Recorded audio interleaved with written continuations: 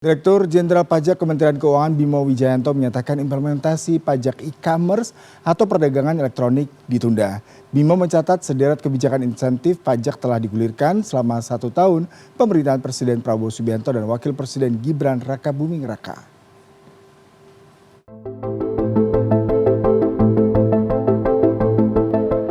Direktur Jenderal Pajak Bimo Wijayanto memastikan pungutan pajak kepada pedagang online atau merchant di e-commerce belum akan diberlakukan. Menurutnya, arahan dari Menteri Keuangan Purbaya Yudi Sadewa, pungutan pajak itu ditunda sampai pertumbuhan ekonomi Indonesia mencapai 6%. Maka pedagang dengan sendirinya akan membayar pajak jika omset mencapai 500 juta rupiah. Di PMK yang sudah kita desain, ini kan terkait dengan penunjukan platform penyedia marketplace itu untuk memungut pajak dari istilahnya vendor ya, bukan merchant yang berpartisipasi di platform. Nah, itu yang memang ditunda sampai nanti sesuai dengan arahan Pak Menteri, sampai katakanlah pertumbuhan ekonomi bisa lebih optimis ke angka 6%.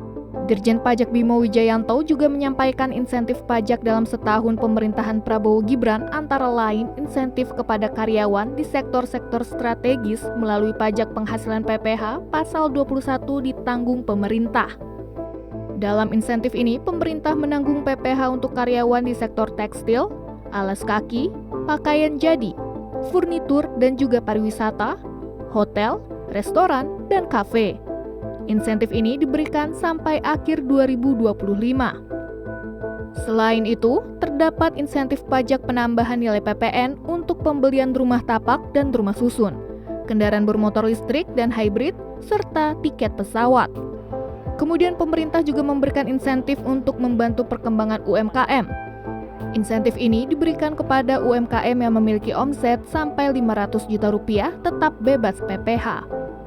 Memang yang pertama itu terkait dengan insentif pajak, berbagai insentif, keringanan dan fasilitas pajak sudah digulirkan untuk membantu masyarakat dan bisnis gitu.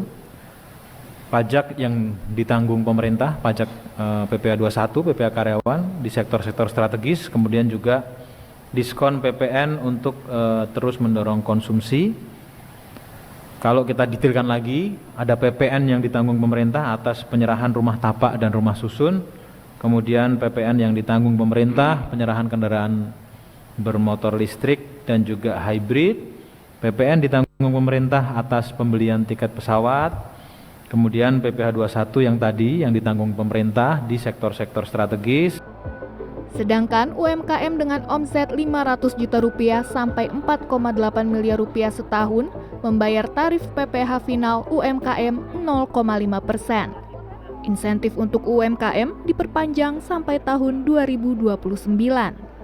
Desi Aritonang, Jakarta.